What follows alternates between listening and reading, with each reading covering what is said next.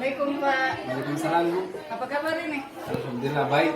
Oke. Nah, hari ini kita kan rencananya melakukan observasi di kelas kan Pak ya, sesuai kesepakatan kita. Iya. Jadi kita lakukan observasi dulu nih. Boleh saya tanya beberapa? Silakan. Jadi untuk hari ini Bapak mengajar jam ke-5 ya, kalau Iya, nggak salah ya? betul, Oke. 5-6. Jadi saya ingin tahu apa tujuan pembelajaran yang akan Jadi tujuan pembelajaran yang sebentar yang saya akan ajarkan, di mana kompetensi dasarnya adalah itu menentukan jarak pada bangun ruang, yaitu jarak antara jarak titik dengan garis dan jarak titik dengan bidang. Tentu tujuannya adalah ya untuk agar supaya peserta didik kita menjadi tahu, paham cara menentukan jarak pada bangun ruang tadi. Saya kira itulah tujuan besar yang ingin dicapai sementara peserta mengajar. Kemudian area pengembangan yang hendak dicapai apa ya Pak?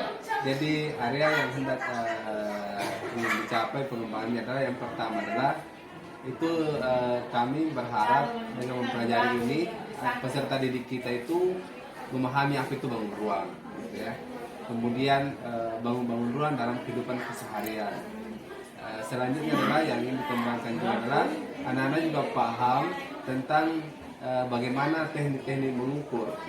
Jadi teknik-teknik mengukur dalam bangun ruang yang tentunya ke depannya itu mereka bisa pakai sebagai sebuah keahlian, misalnya kalau mereka memilih menjadi arsitektur atau kemudian mereka memilih jadi perancang bangunan atau tukang kayu, dan ada banyak hal yang sangat berkaitan dengan materi ini. Kemudian area yang terakhir adalah itu bagaimana selain bahwa kognitif sama psikomotorik yang kami capai, tentunya juga kami mengharapkan dengan proses belajar mengajar nanti itu anak-anak juga itu pada persoalan sikap karakternya, pada persoalan bagaimana memaknai bahwa belajar itu adalah suatu hal yang penting, akan tetapi ilmu harus bersesuaian dengan karakter. Saya kira itu hal yang Oh jadi ini ya langsung disesuaikan dengan kehidupan sehari-hari ya. Ya, gitu. Kemudian untuk itu strategi yang dipersiapkan apa ya?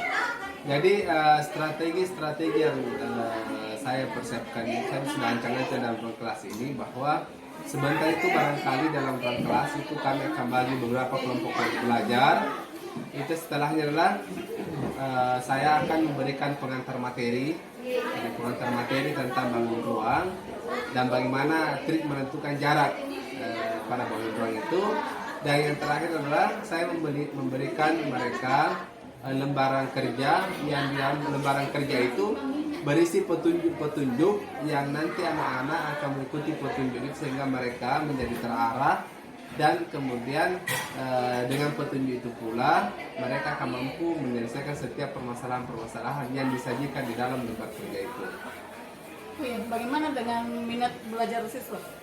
Kalau minat belajar siswa, jadi kenapa saya memilih pengelompokan belajar itu dan memberikan mereka lembar kerja dengan petunjuk-petunjuk yang detail, karena sebelumnya ketika saya mengajarkan anak-anak dengan metode ceramah atau tiba-tiba metode diskusi saja, itu kecenderungan mereka itu hanya orang-orang tertentu saja aktif. Nah, kalau saya membayangkan, saya berasumsi bahwa dengan mengelompokkan kelompok belajar dan membekali mereka lembar kerja, saya membayangkan mereka akan termotivasi, aktif belajar, dan tentunya itu akan merangsang minat mereka dalam belajar.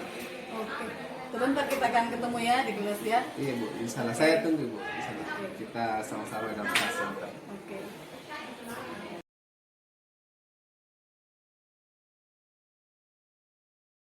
Oke, kita lanjutkan ya Pak ya.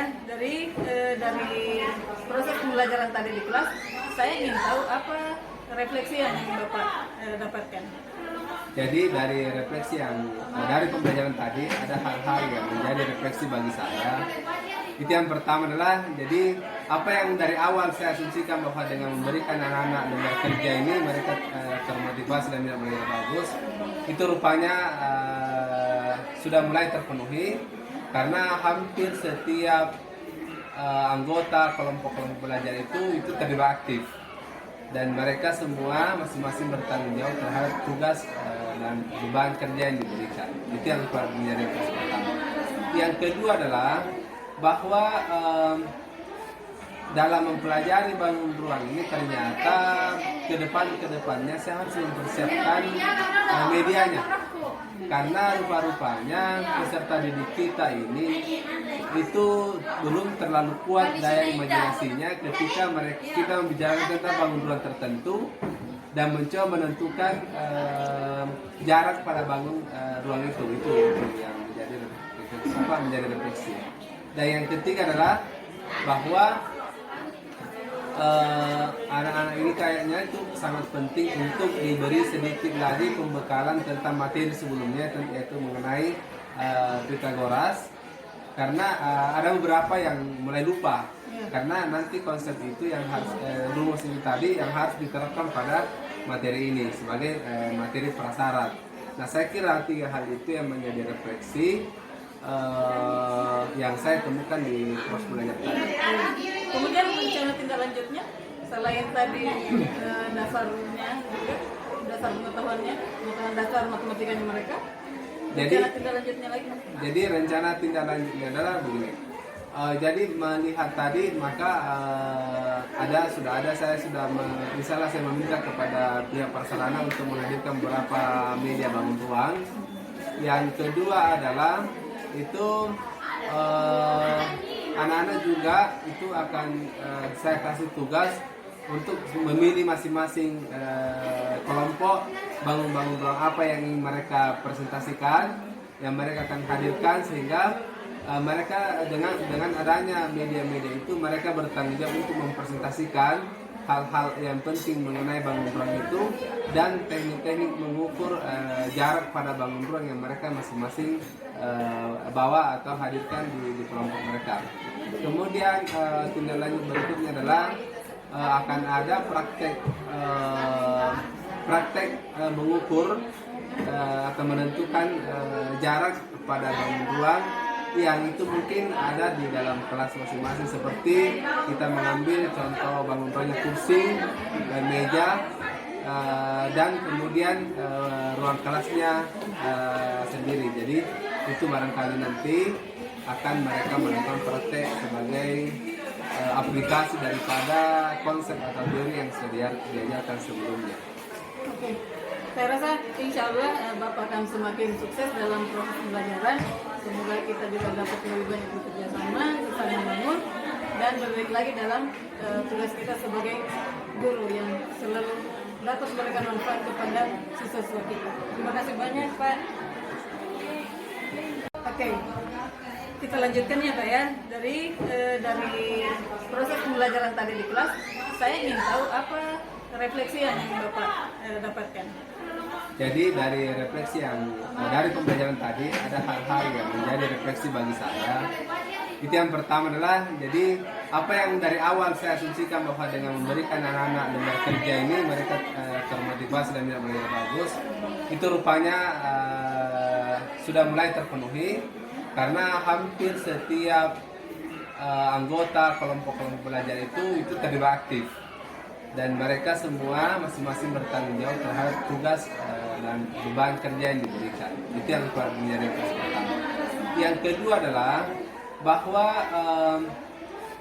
dalam mempelajari bangun ruang ini ternyata kedepannya saya harus mempersiapkan medianya, karena rupa-rupanya peserta didik kita ini itu belum terlalu kuat daya imajinasinya ketika kita membicarakan tentang bangun ruang tertentu dan mencoba menentukan jarak pada bangun ruang itu yang menjadi refleksi. Dan yang ketiga adalah bahwa anak-anak ini kayaknya itu sangat penting untuk diberi sedikit lagi pembekalan tentang materi sebelumnya, yaitu mengenai Pythagoras, karena ada beberapa yang mulai lupa, karena nanti konsep itu yang harus rumus ini tadi yang harus diterapkan pada materi ini sebagai materi prasyarat. Nah, saya kira 3 hal itu yang menjadi refleksi yang saya temukan di proses belajar tadi. Kemudian rencana tindak lanjutnya selain tadi dasarnya juga, dasar pengetahuan dasar matematikanya mereka. Rencana tindak lanjutnya lagi. Jadi rencana tindak lanjutnya adalah begini. Jadi melihat tadi maka misalnya saya meminta kepada pihak Prasarana untuk menghadirkan beberapa media bangun ruang. Yang kedua adalah itu anak-anak juga itu akan saya kasih tugas untuk memilih masing-masing kelompok bangun-bangun ruang apa yang ingin mereka presentasikan, yang mereka akan hadirkan, sehingga mereka dengan adanya media-media itu mereka bertanggung jawab untuk mempresentasikan hal-hal yang penting mengenai bangun ruang itu dan teknik-teknik mengukur jarak pada bangun ruang yang mereka masing-masing bawa atau hadirkan di kelompok mereka. Kemudian tindak lanjut berikutnya adalah akan ada